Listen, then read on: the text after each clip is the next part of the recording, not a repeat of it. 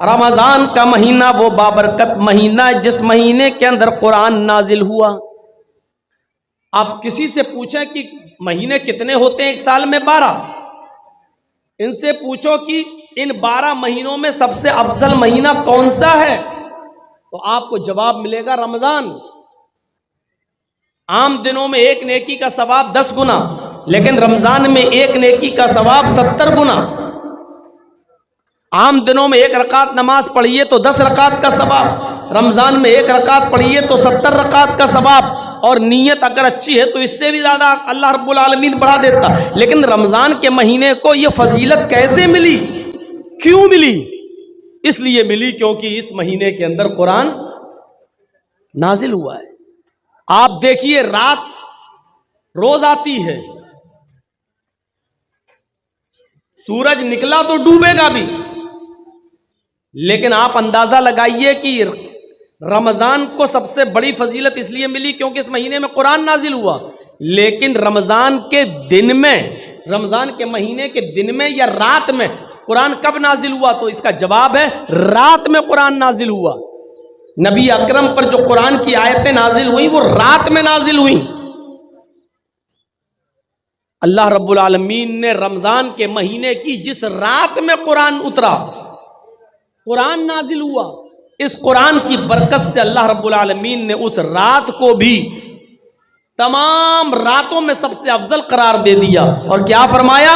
इन्ना अंज़लनाहु फी लैलतिल क़द्र, हमने इस कुरान करीम को लैलतुल क़द्र में, रमजान की ताक रातों में से किसी एक रात में उतारा। वमा अदराका मा लैलतुल क़द्र, और तुम्हें क्या मालूम कि लैलतुल क़द्र क्या है? जिस रात में हमने इस कुरान करीम को नाजिल किया, उस कुरान के नाजिल होने की वजह से अल्लाह रब्बुल आलमीन ने उस रात को 1000 महीनों की इबादत से ज्यादा फजीलत अता फरमा दी। लैलतुल क़द्र खैरुम मिन अल्फि शहर, इस रात का जाग लेना 1000 महीनों की इबादत से ज्यादा बेहतर है। 1000 महीनों की इबादत एक तरफ, और उस एक रात की इबादत एक तरफ, और उस एक रात की इबादत 1000 महीनों की इबादत से ज्यादा अफजल। अब आप अंदाजा लगाइए उस रात को ये फजीलत क्यों मिली? कुरान करीम की बरकत से। आप इन बच्चों को मामूली मत समझिए, जिन्होंने हिफ्ज किया है ये वो बच्चे हैं जब जमीन पर चलते हैं तो रब्बे काबा की कसम ये नंगी जमीन पर नहीं चलते, इनके कदम को जमीन पर रखने से पहले फरिश्ते अपने पर बिछा देते हैं। समंदर की मछलियां कुरान का इल्म हासिल करने वालों के लिए समंदर में दुआ करती है, आसमान के फरिश्ते उनके लिए रहमत की दुआ करते हैं। गौर कीजिए, ये कुरान जिस शहर में नाजिल हुआ अल्लाह ने उसको उम्मुल कुरा बना दिया। कुरान जिस महीने में नाजिल हुआ अल्लाह ने सैयदुश शुहूर बना दिया। कुरान जिस रात में नाजिल हुआ अल्लाह ने उस रात को लैलतुल क़द्र खैरुम मिन अल्फि शहर बना दिया, 1000 महीनों की इबादत से ज्यादा बेहतर। ये कुरान जो फरिश्ता लेकर आया वही फरिश्ता तौरात भी लेकर आया था, वही फरिश्ता जबूर भी लेके आया था, वही फरिश्ता इंजील भी ईसा पर लेकर आया था। लेकिन उस वक्त वो एक मामूली फरिश्ता था, वो सिर्फ फरिश्ता कहलाता था। लेकिन जब अल्लाह ने कुरान देकर उस फरिश्ते के हाथों मुहम्मदुर रसूलुल्लाह सल्लल्लाहु अलैहि वसल्लम के पास भेजा और गारे हिरा में इक़रा बिस्मि रब्बिकल लज़ी खलक़ खलक़ल इंसान मिन अलक़, कुरान की आयतें देकर जब अल्लाह रब्बुल आलमीन ने उस फरिश्ते को भेजा तो उस दिन की तारीख से अल्लाह रब्बुल आलमीन ने उस फरिश्ते को सैयदुल मलाइका, तमाम फरिश्तों का सरदार बना दिया। तमाम फरिश्तों का सरदार कौन है? जिब्राईल अलैहिस्सलाम। क्यों इनको तमाम फरिश्तों का सरदार क्यों बनाया? क्योंकि ये कुरान करीम लेकर आए थे जनाब मुहम्मद रसूलुल्लाह सल्लल्लाहु अलैहि वसल्लम पर। नबी सब बराबर हैं, किसी पर तौरात उतरी, किसी पर जबूर उतरी, किसी पर इंजील उतरी। लेकिन अल्लाह रब्बुल आलमीन ने जब कुरान नाजिल किया और जिस नबी के ऊपर कुरान उतारा, इस कुरान की बरकत से अल्लाह ने उस नबी को सैयदुल अंबिया बना दिया। हम सोच रहे हैं, अंदाजा लगा सकते हैं। सैयदुल अंबिया, तमाम नबियों का सरदार, जितने भी पैगंबर इस दुनिया में आए हैं, चाहे वो 1 लाख हो, 1.25 लाख हो, कम बेश 1,24,000 हो, जितने भी हो, कुरान जिस नबी के ऊपर नाजिल हुआ, अल्लाह ने इस कुरान की बरकत से उस नबी को सैयदुल अंबिया बना दिया। और ये कुरान जिस उम्मत ने पकड़ा और पढ़ा और सीखा, अपने कंठस्थ किया, इस पर अमल किया, तो अल्लाह ने इसको खैर उम्मत बना दिया। कुंतुम खैरा उम्मतिन, तुम सबसे बेहतर उम्मत हो। दुनिया में बहुत सी उम्मतें, बहुत सी कौमें, लेकिन तुम्हें सबसे बेहतर कौम बनाया जा रहा है, इसलिए क्योंकि तुम कुरान को पढ़ते हो और कुरान के मुताबिक तुम दूसरों को नेकी का हुक्म देते हो और बुराइयों से लोगों को रोकते हो। कुंतुम खैरा उम्मा, कुरान जिस उम्मत ने पकड़ा उसको खैर उम्मत कह दिया। जब कुरान शहरों की हैसियत बदलता है, फरिश्ते की हैसियत बदलता है, महीने की हैसियत बदलता है, रात की हैसियत बदल रहा है, तो ऐसा कैसे हो सकता है जो कुरान पढ़ाए उसका मकाम न बदले और जो कुरान पढ़े उसका मकाम न बदले? ऐसा कैसे हो सकता है? इसलिए अल्लाह के नबी ने फरमाया, खैरुकुम मन तअल्लमल कुरान व अल्लमा, तुम में सबसे बेहतर वो है जो कुरान को खुद पढ़ता है और दूसरे को पढ़ाता है, जो खुद सीखता है और दूसरे को सिखाता है। यह है कुरान का मकाम, यह है कुरान का मर्तबा, यह है कुरान की हैसियत जिसने दुनिया की तमाम चीजों की हैसियतों को बदल दिया। अल्लाह के नबी फरमाते हैं, इन्नल्लाह यरफ़उ अन हाज़ल कुरआनी अक़वामन व यज़उ बिहिल आख़िरीन। इस कुरान पर अमल करने की वजह से अल्लाह रब्बुल आलमीन बहुत सी कौमों को तरक्की देता है, उरूज पर पहुंचा देता है, सुरैया अता फरमाता है। और कुरान छोड़ देने की वजह से अल्लाह रब्बुल आलमीन बहुत सी कौमों को जलील कर देता है, रुसवा कर देता है, बहुत सी कौमों को नेस्तनाबूद कर देता है। यही कुरान है जिसकी वजह से अल्लाह कौमों को इज्जत बख्शता है। यही कुरान है जिसकी वजह से अल्लाह रब्बुल आलमीन अगर छोड़ता है, कोई उस पर अमल नहीं करता, तो उसकी वजह से कौमों को जलील कर देता है। कुरान जो सुनता था उसके दिल की दुनिया बदल जाती थी। आज ये कुरान हम सुनते तो हमारी जिंदगियों में इनकलाब क्यों नहीं आता? हमें बताइए मेरे भाइयों, क्या तासीर भी कभी बदलती है? बर्फ पहले ठंडा था, आज भी बर्फ ठंडा है। आग पहले गर्म थी, आज भी आग गर्म है। मिर्च पहले भी तीखी थी, आज भी तीखी है। नमक पहले भी खारा था, आज भी खारा है। चीनी जब बनी थी तब भी मीठी थी, आज भी चीनी मीठी है। गुड़ जब पैदा हुआ तो भी मीठा था, आज भी वो मीठा है। लेमू पहले खट्टा था, आज भी खट्टा है। दुनिया की कोई चीज उठाकर देख लो, किसी चीज की हैसियत में हम चेंजिंग नहीं देखते हैं, तब्दीली नहीं देख रहे हैं। मिर्च जब पैदा हुई तो तीखी, आज भी तीखी। नमक पहले खारा, आज भी खारा। चीनी और गुड़ पहले मीठा, आज भी मीठा। मेरे भाइयों, फिर कुरान की तासीर कैसे बदल गई? पहले जो कुरान पढ़ता था उसके दिल की दुनिया बदल जाया करती थी। आज ये कुरान हम पढ़ते और सुनते हैं, लेकिन आज हमारे दिल की दुनिया क्यों नहीं बदलती? आज इस कुरान की तासीर कैसे खत्म हो गई? ये कुरान तो वो था जो बड़े से बड़े गुस्से वाले इंसान हजरत उमर फारूक, जो गुस्से में तलवार लेकर मोहम्मदुर रसूलुल्लाह की गर्दन उड़ाने के लिए जा रहे थे, लेकिन सुना कि मेरी बहन और बहनोई मुसलमान हो गए, इस्लाम लाए। जब उनके घर गए, दरवाजे पर खड़े होकर कुरान की चंद आयतें सुन ली। कहा, बताओ क्या पढ़ रहे थे? मारा बहन को भी, बहनोई को भी। जब बता दिया गया कि हाँ कुरान पढ़ रहे थे और हम इससे बदल नहीं सकते, हम इसको छोड़ नहीं सकते, तब हजरत उमर ने कहा, अच्छा मुझे भी सुनाओ, ये क्या है जो इसको पढ़ लेता है, सुन लेता है, छोड़ने का नाम नहीं लेता? चंद आयतें कुरान की सुनी, एक आयत, दो आयत, मुश्किल से 3 आयतें ही पढ़ी थी, और उमर फारूक ने 3 आयतें ही सुनी थी। चीख पड़े, नहीं नहीं, ये कुरान किसी इंसान का कलाम नहीं हो सकता। ये कुरान किसी इंसान का कलाम नहीं हो सकता है। आए मेरी बहन, आए मेरे बहनोई, मुझे भी उस जात के पास ले चलो जिसके ऊपर ये कुरान नाजिल हुआ है, यानी मुहम्मदुर रसूलुल्लाह सल्लल्लाहु अलैहि वसल्लम के पास लेकर चलो। जब हजरत उमर को नबी अकरम के पास लाया गया तो यही उमर कुरान की चंद आयतें सुनकर मोहम्मद रसूलुल्लाह के हाथ पर बैठ करके इस्लाम ले आते हैं। कुरान की चंद आयतें कोई सुन लेता था, दिल की दुनिया बदल जाती थी। आज क्या हो गया हमें, हम कुरान सुनते हैं लेकिन हमारी दिल की दुनिया नहीं बदलती है। यही कुरान है। अब्दुल्ला जुल बजादैन जंगल में बकरियां चरा रहा है और मोहम्मद रसूलुल्लाह पर ईमान लाने वाले सहाबा भी जंगल में बकरियां चरा रहे हैं। हाँ, बकरियां चरा रहे हैं। बकरियां चराते जाते और सहाबा कुरान की आयतें गुनगुनाते जाते।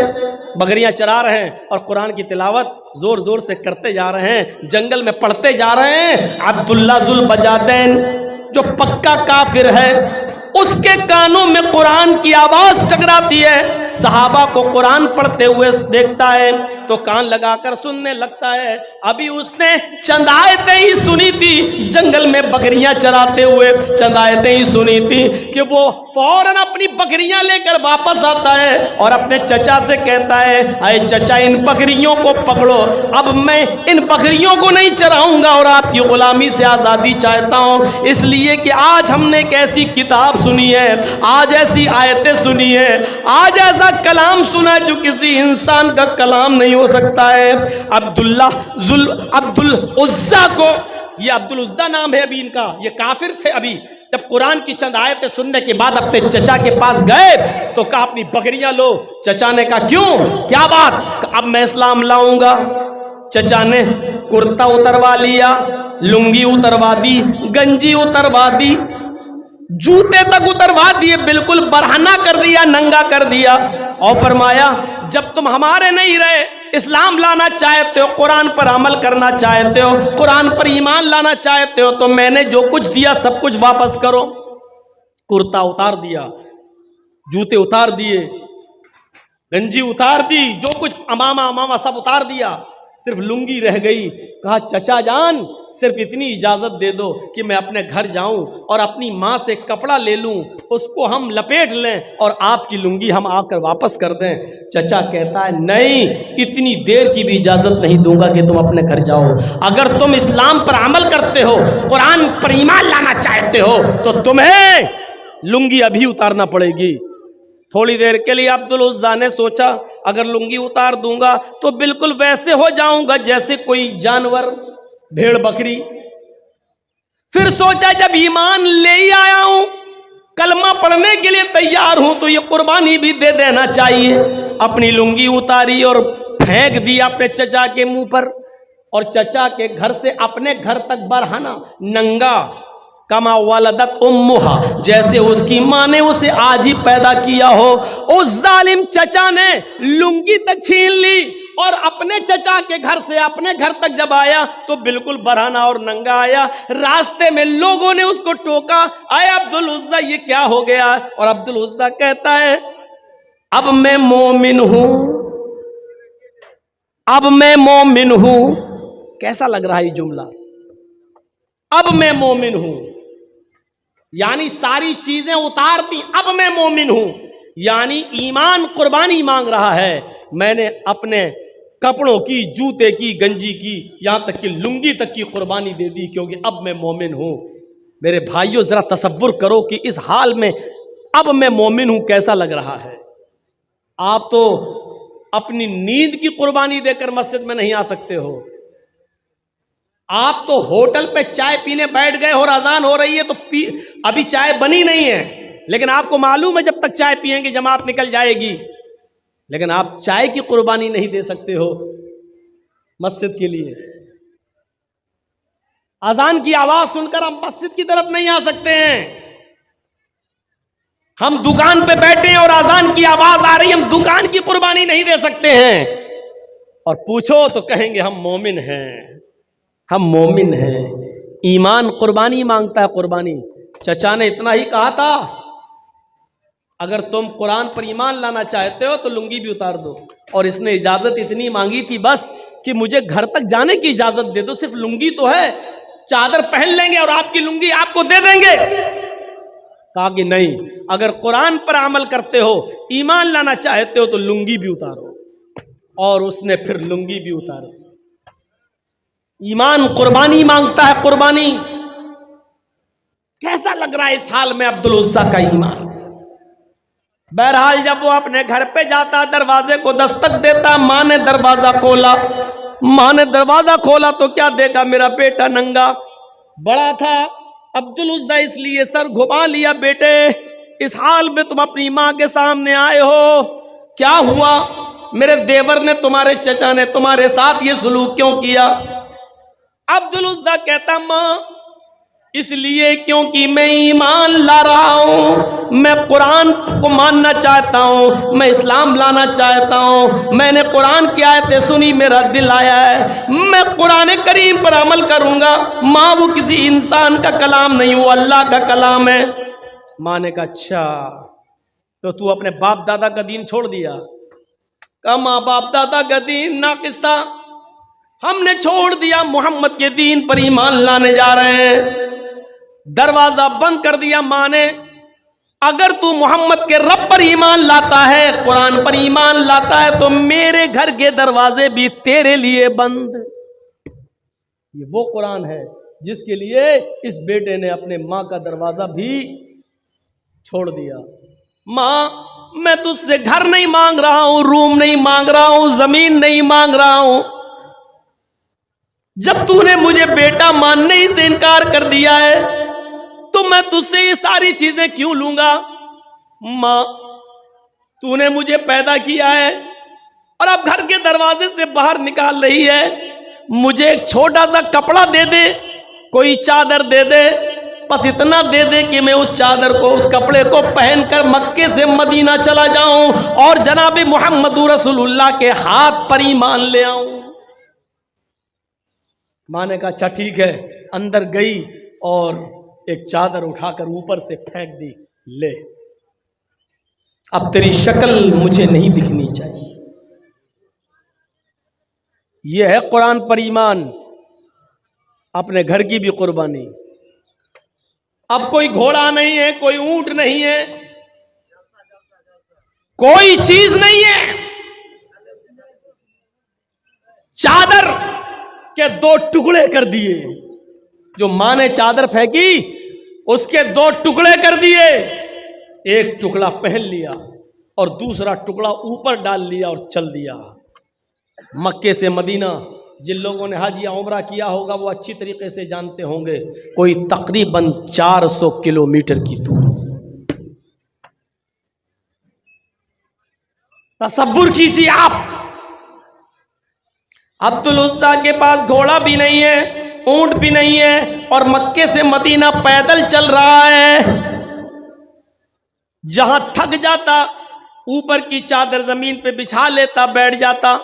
जहां नींद आती उसी जगह सो जाता। थोड़ा बहुत सत्तू जो लेके आया था वही खाता जा रहा है। पानी जहां मिल जाता पी लेता। रात का सफर, दिन का सफर, रात का सफर, दिन का सफर।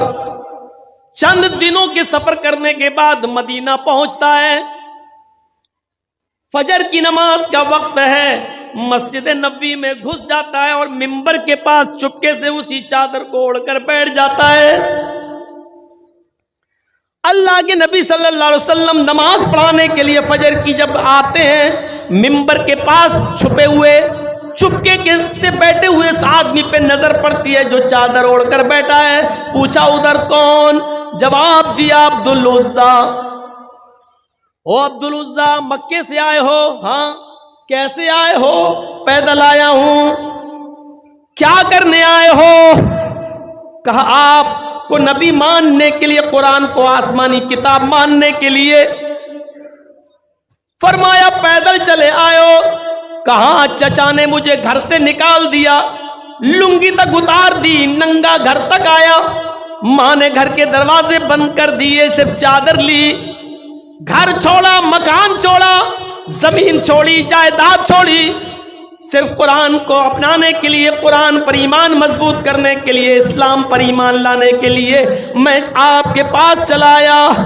उधर नबी अकरम चीखते हैं, आए अब्दुल उज़्ज़ा, घर छोड़ दिया, मकान छोड़ दिया, बीवी बच्चे छोड़ दिए, माँ छोड़ दी, चचा छोड़ दिया, कपड़ा लत्ता सब छोड़ दिया, पैदल चलाया और ईमान बचा लिया। तो ये सौदा तुमने बहुत सस्ते में कर लिया है, इस ईमान के बदले में तुम्हें जन्नत मिलेगी। कलमा पढ़ा, इस्लाम ले आया। फरमाया अल्लाह के नबी ने, आज के बाद तुम्हारा नाम अब्दुल उज़्ज़ा नहीं है, बल्कि आज के बाद तुम्हारा नाम अब्दुल उज़्ज़ा नहीं है, बल्कि अब्दुल्ला ज़ुल बजादैन है। आज के बाद तुम्हें अब्दुल्ला के नाम से याद किया जाएगा।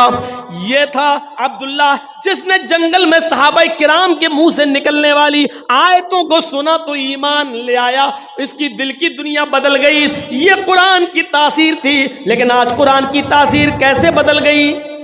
अभी मैंने मिसाल दी, इन खाने पीने की चीजों की तासीर नहीं बदली, कुरान की तासीर कैसे बदल गई? आज हम पढ़ते हैं, रमजान में पूरा पूरा कुरान सुनते हैं, कुछ कुछ मस्जिदों में एक ही रात में पूरा पूरा कुरान पढ़ लिया जाता है। नई दुकान, नए मकान में किराए के टट्टुओं को बुलाकर पूरा पूरा कुरान एक दिन में पढ़ लिया जाता है। मैं पूछता हूं मेरे भाइयों, कुरान आज हमारे हलक के नीचे क्यों नहीं उतर रहा है? मैं पूछना चाहता हूं, कुरान की तासीर कैसे बदल गई? ये कुरान वो कुरान था, ये कुरान वो किताब थी जो डंके की चोट पर ऐलान कर रही है कि लौ अंज़लना हाज़ल कुरान अला जबलिन लराइतहु खाशिअम मुतसद्दिअम मिन खशियतिल्लाह।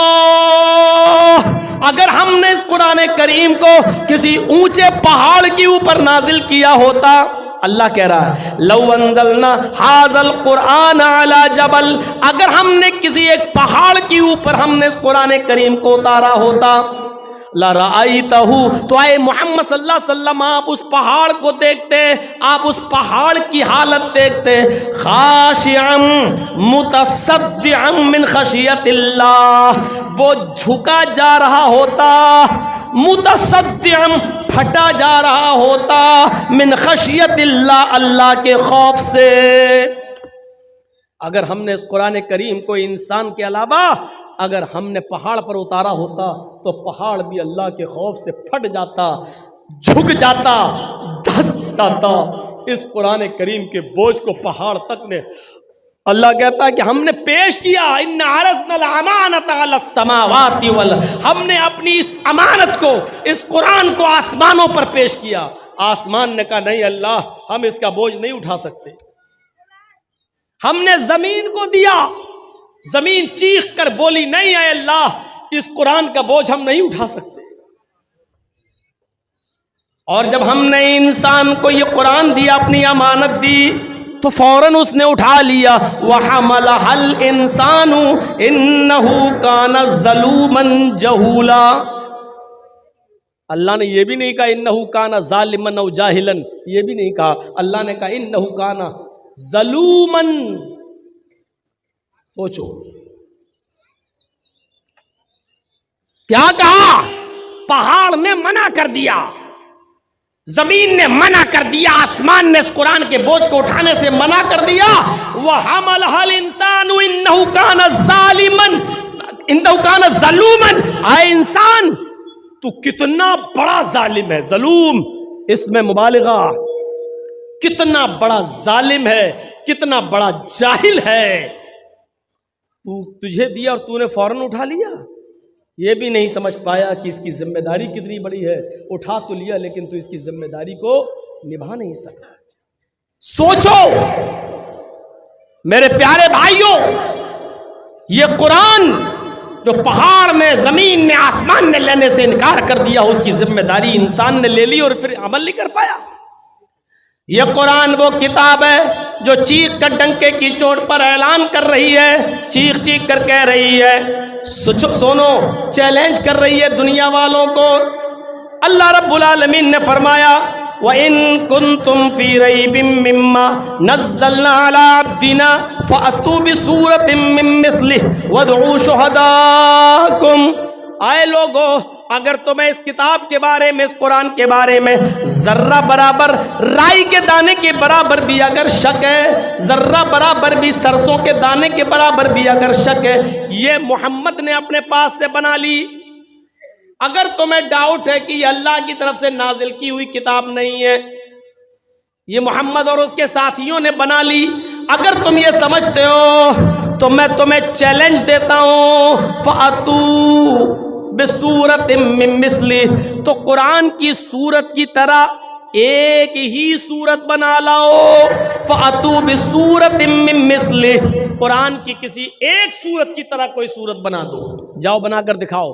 कुरान का ये चैलेंज 1400 साल पहले भी था, कुरान का ये चैलेंज 1400 साल के बाद आज भी मौजूद है। आज भी बहुत से यहूदी अरब ममालिक के अंदर अरबी बोलते हैं, आज भी बहुत से यहूदी, चले जाइए शाम में, चले जाइए उर्दुन में, चले जाइए अलजायर में, चले जाइए सऊदी अरब को छोड़कर आप और दूसरे अरबी ममालिक में चले जाइए, वहां आज भी अरबी बोलने वाले यहूदी, अरबी बोलने वाले ईसाई आज भी मौजूद हैं। कुरान करीम का ये चैलेंज उनको भी है, तुम तो अरबी समझते हो, तुम तो अरबी बोलते हो, जाओ तुम कुरान की सूरत की तरह कोई एक सूरत बना के ले आओ। लेकिन वो अरबी जानने वाले यहूदी, अरबी जानने वाले ईसाई भी कुरान की सूरत की तरह कोई सूरत नहीं बना सके। आज तक ये चैलेंज कबूल नहीं कर पाए। सोचिए, और कायनात की सुबह तक, कयामत की सुबह तक कोई भी शख्स कुरान की सूरत, एक भी सूरत की तरह कोई सूरत नहीं बना सकता। और सूरह बकरा की तरह 2.5 पारे की सूरत नहीं कहा अल्लाह ताला ने, बिसूरतिन नकरा इस्तेमाल किया, छोटी से छोटी कुरान की सूरत की तरह कोई सूरत बना के दिखा दो। और कुरान की सबसे छोटी सूरत कौन सी है? इन्ना आतैना कल कौसर फसल्लि लिरब्बिका वनहर इन्ना शानियका हुवल अब्तर। अल्लाह चैलेंज दे रहा है, 2.5 पारे की सूरत सूरह बकरा की तरह नहीं, इस सूरत इन्ना आतैना कल कौसर फसल्लि लिरब्बिका वनहर इन्ना शानियका हुवल अब्तर, जाओ इतनी छोटी सूरत की तरह कोई सूरत ले आओ। नहीं ला पाए, आज तक नहीं ला पाए। और एक बार मुकाबला होता था, अरब के अंदर मुकाबला होता था शेर व शायरी का। आज किसी शायर ने कोई शेर लिखा और दूसरा शायर दूसरे दिन उसका जवाब में दूसरा शेर लिख देता था। अगर उसका शेर अच्छा हो गया तो जिसका शेर अच्छा होता था उसको अवार्ड दिया जाता था, और जिसका शेर कमजोर पड़ जाता था उसको कुछ नहीं मिलता था। ये मुकाबला होते होते होते होते एक दिन हस्सान इब्ने साबित खान काबा में चले गए और रात के अंदर कुरान की ये 3 आयतें लिखाए, इन्ना आतैना कल कौसर फसल्लि लिरब्बिका वनहर इन्ना शानियका हुवल अब्तर, और नीचे लिख दिया हस्सान इब्ने साबित, यानी ये अशार, ये शेर हस्सान इब्ने साबित के हैं।